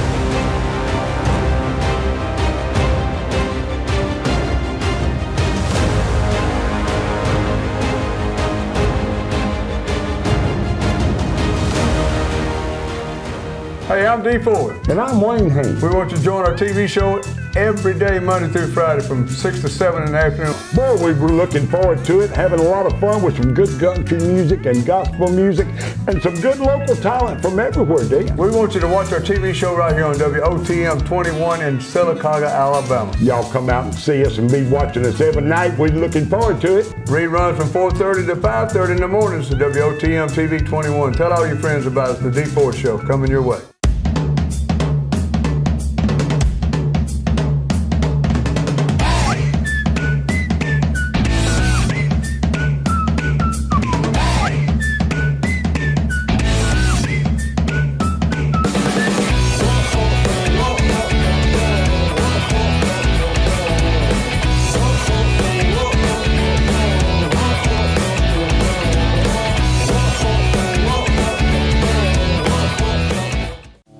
Bar and Grill is your stop for great food, family fun, and live music. Wednesday night is Cornhole Tournament. Thursday night, Biker Night. Don't forget about the live music too. Great steaks, full bar, awesome appetizers, wings, nachos, tacos, and fried catfish. Stop in today or give us a call at 256-369-2920. That's Bandits Bar and Grill on Fort Williams in Sylacauga.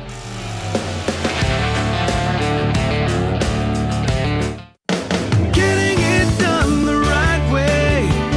Can a 10-minute oil change really get your car taken care of the right way? When you take your car to the shop for an oil change, wouldn't it be nice to know that it was inspected to make sure it's truly safe for your next 3,000 to 5,000 miles? Don't let 10 minutes cost you way more than time. Get your car taken care of the right way at Wright Tire and Service in Sylacauga. Getting it done the right way. Heritage South Credit Union proudly serves the cities of Sylacauga, Childersburg, Moody, and surrounding counties. Unlike regular banks, Heritage South Credit Union is member-owned. And with over 13,000 members, Heritage South Credit Union is the premier financial institution in the markets they serve. Visit them online at myhscu.com. Heritage South Credit Union, your community credit union for over 80 years. Federally insured by the NCUA. You deserve a bonus. Get a new 55-inch 4K TV. Now at Sarah Nissan. 3 locations. Buy or lease any new Sarah Nissan and get a new 55-inch 4K TV, no charge. Event pricing on every new Nissan. 0% financing for 60 months and make 0 payments till next year. Plus, you get a lifetime warranty, no charge. So come get your bonus at Sarah Nissan in Birmingham and Sylacauga. Plus, Tony Sarah Nissan in Coleman.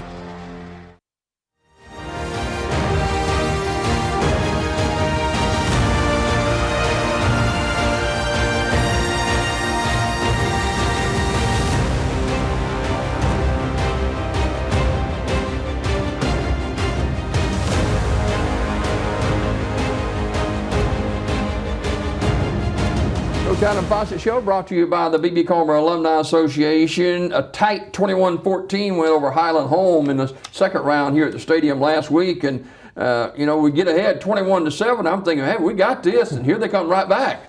Yeah, I think we got a little excited too early. Yeah. And we knew, as a coaching staff, we knew they had the firepower and they had the big playability. So, what a great quarterback they had. Toughest kid I've seen in a long time. That he just kept getting hit and kept getting up, kept getting hit and kept getting up. So when he got tackled out of bounds over on our sideline, he ended up sliding under the table, and we're trying to get the table off of him. One leg is on his throat, the other table leg has cut his foot open. So we move everything. He hops up and goes back and plays, Yeah. So after the game, I went over and just checked on the team and talked to the coaches, make sure they had what they needed or whatever. And he's getting stitched up on the sideline? On the visitors' bleachers over there. So they're fixing him all up, and he's sitting there just, hanging out. You don't see that very often. No, you don't see that very often. So very, very tough kid. I thought Highland Home was well prepared for us. I thought, you can't compare year to year, obviously, but you could tell that they were prepared for the field and the atmosphere and all the things that were going on. So your take on B.B. Comer, how did they play in your mind? Well, we have not had a lot of testing over the season. We have not dealt with a lot of adversity over the season, and that was really our first challenge as far as dealing with some ups and downs and emotions of things. And we turn the ball over. Defensively we bend, and they get in the red zone, but we don't give up scores. We make them turn the ball over. So I thought it was a great test for us, and it shows some resiliency in us, and shows, hey, we've got to pin our ears back and do our job for 4 quarters. So other than a few cramping issues, I was pleased with how we overcame that adversity and took care of some things. And we've still got some, one of the biggest issues I saw that we've discussed is stop trying to do too much. Everybody do your job and everything will be okay. Don't try to do too much, because when you start trying to do too much, that's when bad things are happening. Kamar Harris, I don't know if it's just in my mind or not, but he seemed to be more active in running the football last Friday night. Was that by design? Oh yeah, definitely by design. Last week was the first game he's carried the ball in the fourth quarter. So definitely by design, and he's continued to get better and better and better, and that's been an amazing thing.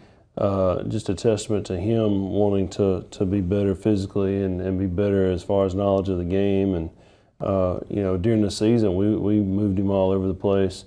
Last Friday we moved him a little bit. We realized that they put 5, their 4-star Auburn commit.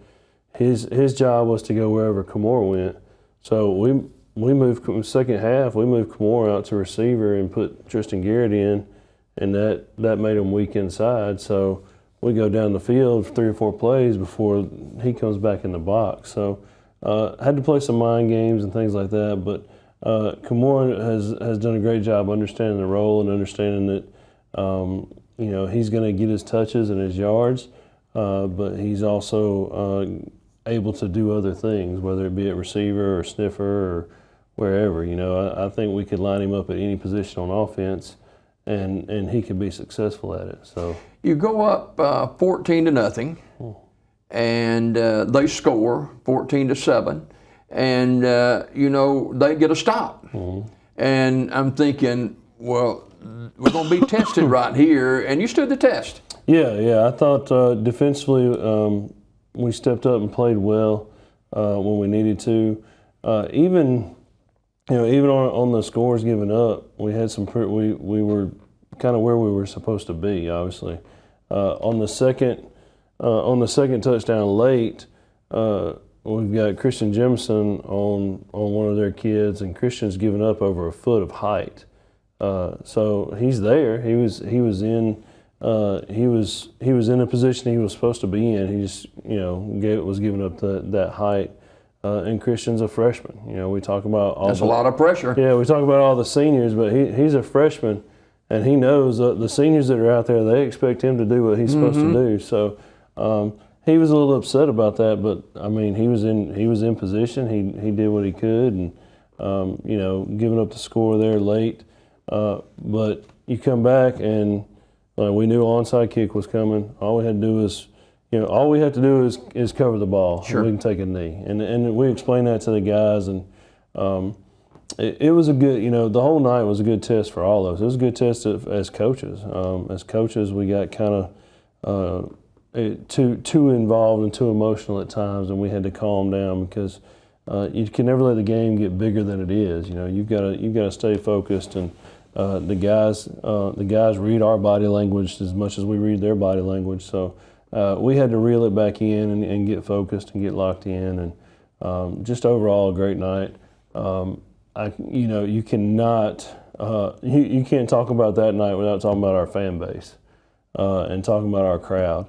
Our fan base has built probably one of the best atmospheres in high school football in Alabama at all levels. Just super electric, a ton of noise, getting the guys hyped up and energized, and our guys feed off that. So super proud of that. It's really neat to.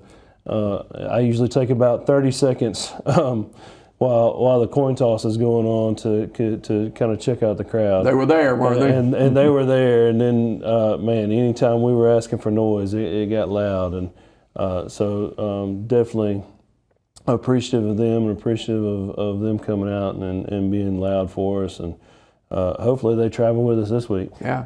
Chris Wilson, 51. Mm-hmm. I mean, time after time after time, he made plays last Friday. Yes, he did, and Chris is playing with a chip on his shoulder, and he's playing with something to prove, and I love it. and him and I talk. Well, he's proven it. yeah, no doubt. And we talk about that. You know, Chris is a college athlete, and he's going to play college football somewhere.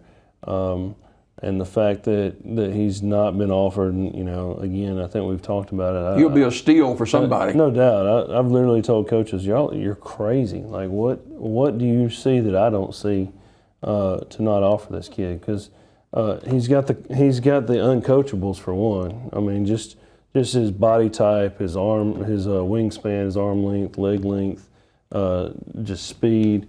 You know, he's got all the uncoachables, and then a coach can either slim him down and let him play outside, or they can put 30, 40 pounds on him and put him inside. I mean, he's literally a ball of clay that they can mold into whatever they want to mold him into. So his motor is constantly going.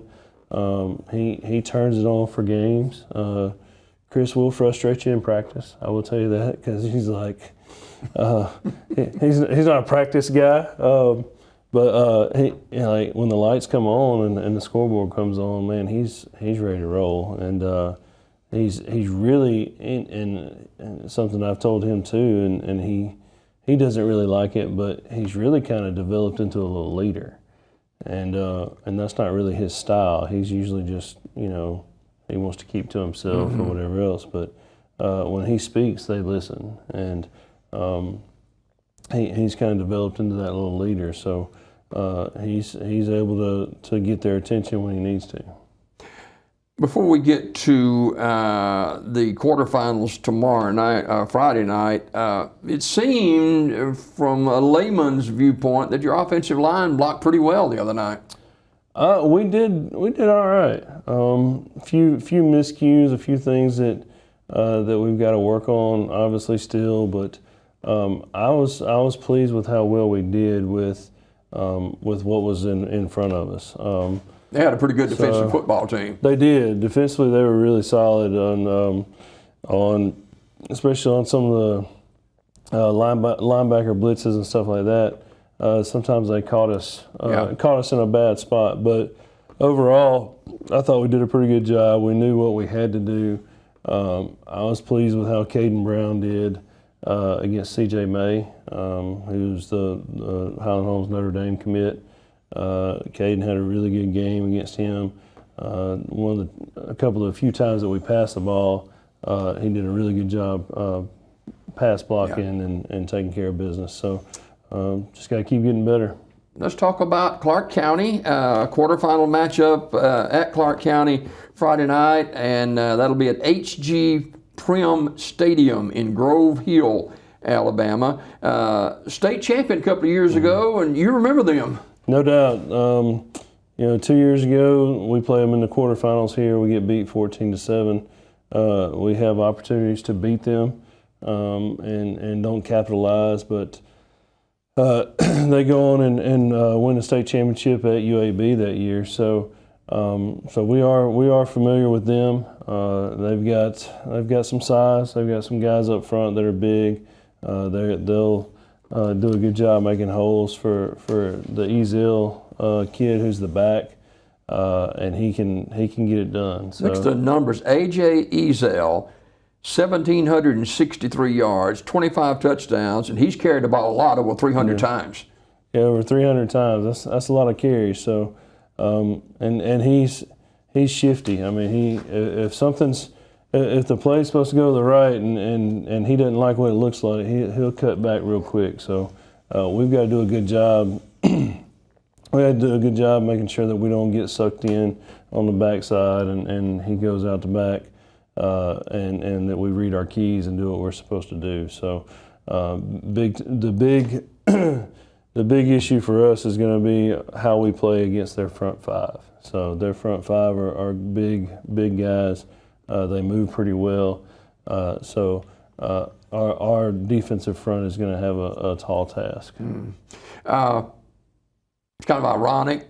Rob Carter, who's the head coach at Clark County, was here at Sylacauga just last year, and you know him. Yeah, I know Coach Carter. I've known him for years. I know him when he was at Beauregard, when I was at Smith Station, and so we know each other pretty well. obviously during track, we've done track meets together and things like that when we were over here. So I know that he'll have these guys ready to go, and we've got to stand the test of being on the road. So been a long time since we've been on the road, and that's gonna be key. So yeah, kickoff 7 o'clock Friday night. The Clark County Bulldogs hosting the B.B. Comer Tigers. B.B. Comer ranked #1 in the state in Class 2A. People have asked me, I'll ask you, what is the schedule of the rest of the week and the departing time, and how you're going to be going to Clark County? So we will we'll practice. When I leave here, I'll head to the school and we'll practice this morning. We'll have a little hour and a half practice tomorrow morning before everybody settles in and starts eating turkey. And then on Friday, we'll leave at about 10:30. So we'll leave at 10:30 and go down to Greenville. We're going to do a walkthrough at Greenville High, eat, and then head on down to Clark County. Yeah, that's about a 3-hour ride or something like that. So B.B. Comer trying to get back to the finals. The quarterfinals will take place with Clark County. Defensively or offensively for B.B. Comer, you mentioned Clark County being big on their front. They're big defensively too. Yeah, big defensively. You know, being 2A football, a lot of those guys play both ways like our guys do. So yeah, they've got some size up front for sure. So it's going to be a matter of moving guys around and maintaining blocks. And when you have Kamor Harris and he can deliver a couple blows to some guys, and then you throw Tristan Garrett in there, and he's all over the place like a water bug. So I feel like we've got a good backfield, and if we can maintain some blocks, and we can get some first downs and score touchdowns. All right, tomorrow, Friday night kickoff down at Grove Hill, Alabama. B.B. Comer on the road to take on Clark County in the quarterfinals of 2A high school football. Coach, good luck, and we'll talk next week. Yes, sir. Thank you. Coach Adam Fawcett, head football coach and athletic director of the B.B. Comer Tigers, brought to you by the B.B. Comer Alumni Association. Go Tigers. More after this.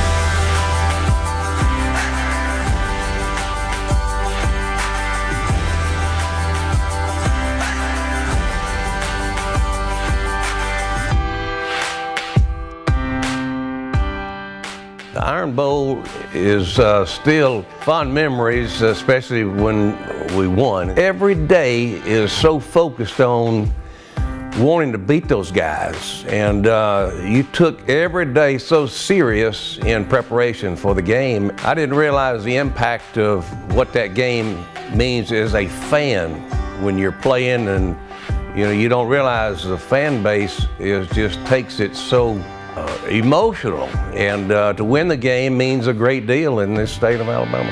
I really was an Alabama fan from the day I popped out of the womb. I don't think there really was a choice, and I don't think I really knew there was any other team out there, really. Just the way it was.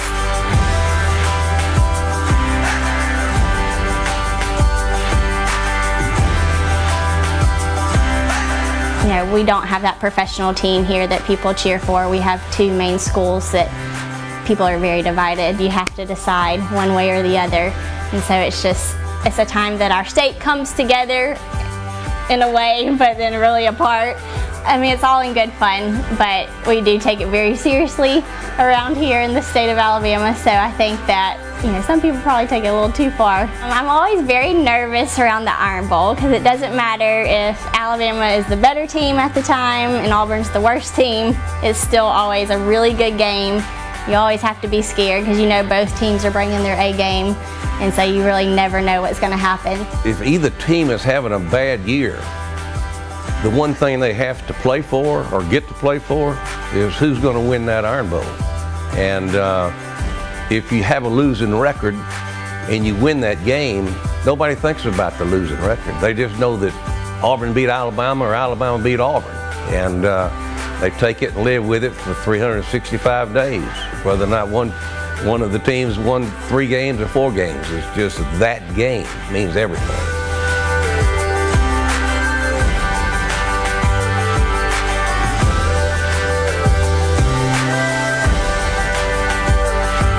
Roll Tide. War Eagle.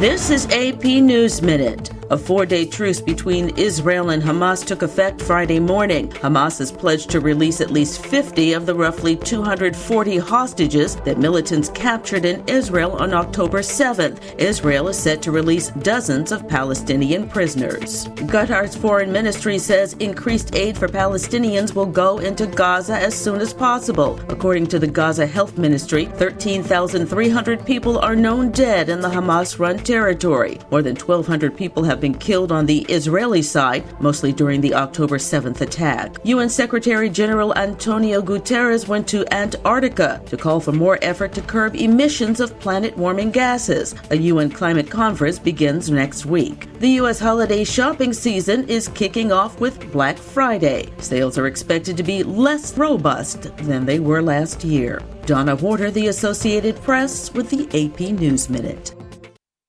It is 20 minutes now past the hour, final segment of Daybreak Live for a Friday morning, and it is Black Friday. A lot of people out shopping today at various locations, and so be patient, be kind, and get your Christmas shopping started off on the right foot.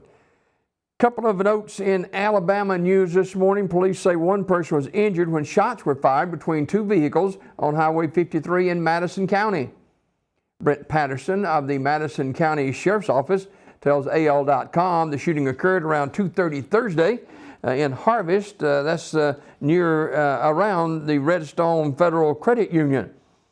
Part of Highway 53 in Harvest was closed, and Patterson urged drivers to use alternate routes if possible. He said one person was transported to a Huntsville hospital with injuries sustained during the shooting. His condition is unknown. Madison County Sheriff's Office is investigating that shooting. No additional information has been released at this time. It is 43 degrees in downtown Sylacauga. A couple of notes around these parts making news this morning. I did tell you about the Christmas parade over in Childersburg.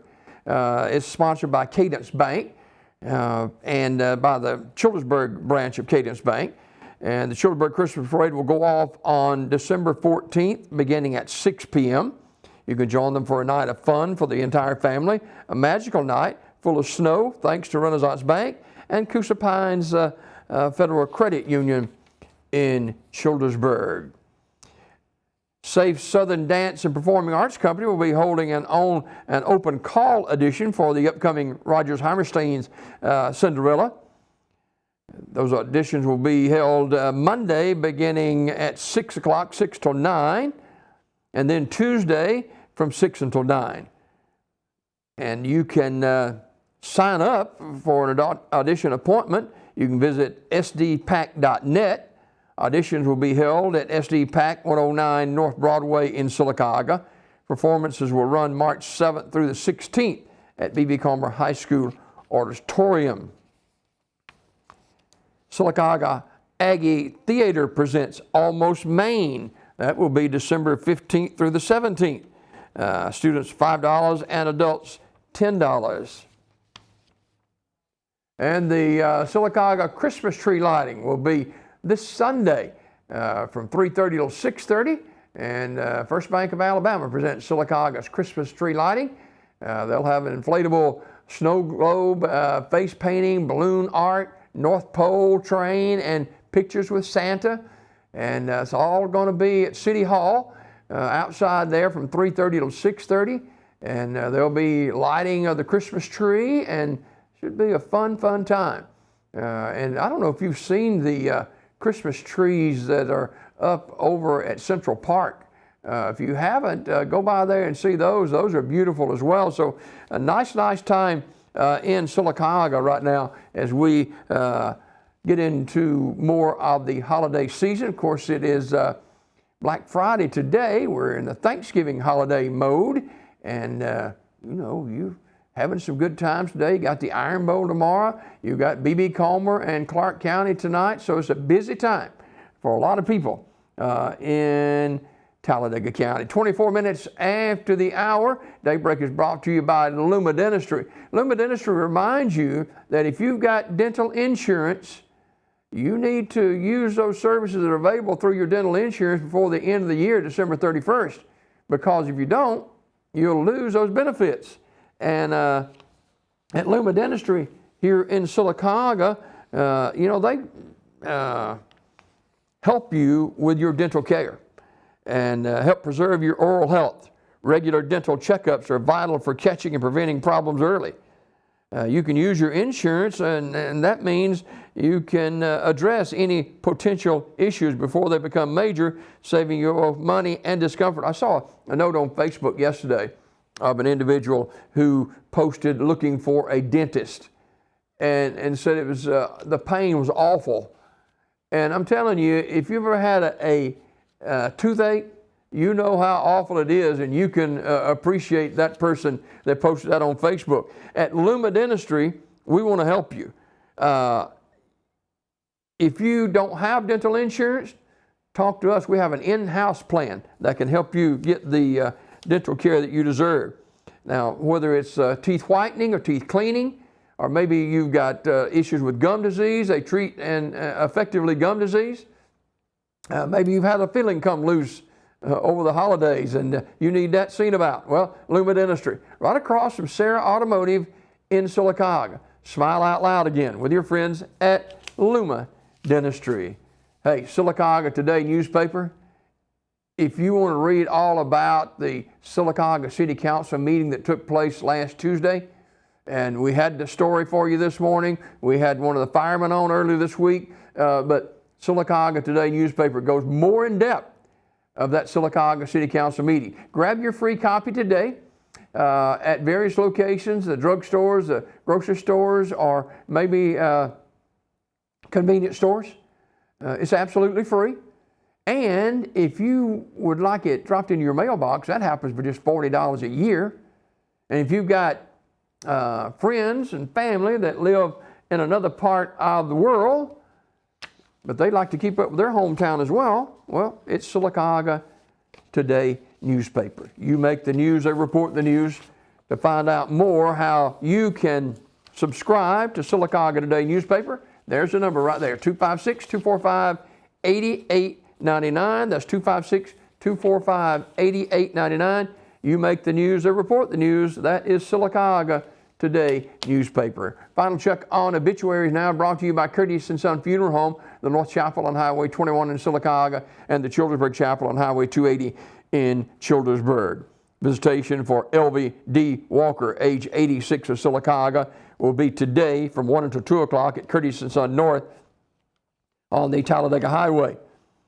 A graveside service will follow at 2 o'clock from Evergreen Cemetery. All services officiated by the Reverend Warren Ford. Online condolences at CurtisandSonFH.com. Curtis & Son Funeral Home, North Chapel directing. Angela McGowan, age 54 of Childersburg, died Wednesday. Graveside service will be Saturday at 11 a.m. from Talladega Springs Cemetery. Brother David Vick will officiate that service. Radney Smith Funeral Home, Sylacauga, in charge of the arrangements. And funeral service for Shirley J. Davis will be Saturday at noon from Liberty Christian Church in Harpersville, with burial in the Harpersville Memorial Cemetery. Visitation is today, 1 until 7 at the funeral home, Community Funeral Home, 511 Edgewood Drive in Sylacauga, directing. And Dolores Parker died on November the 19th. And there will be a graveside funeral service on November the 27th at 11 a.m. from Green Hill Memorial Gardens in Childersburg.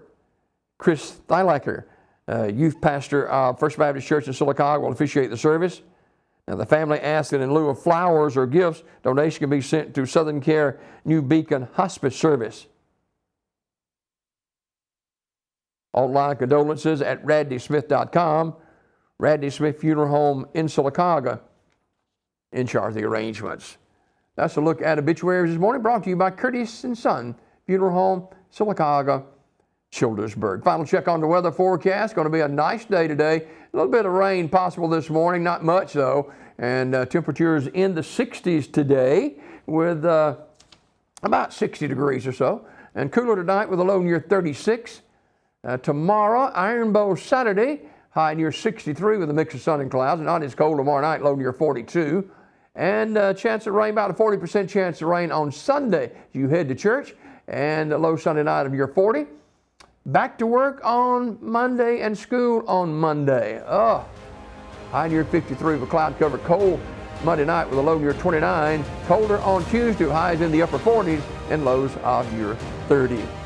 Sunset at 4:39 this afternoon. Right now, downtown Sylacauga, it's 43 degrees. Thank you for joining us for Daybreak Live. Don't forget, high school football tonight, 6:30 pregame, 7 o'clock kick here on WOIL TV 47. Have a fantastic day as you continue to celebrate Thanksgiving. Be safe. God bless you. God bless America. Stay safe, everyone.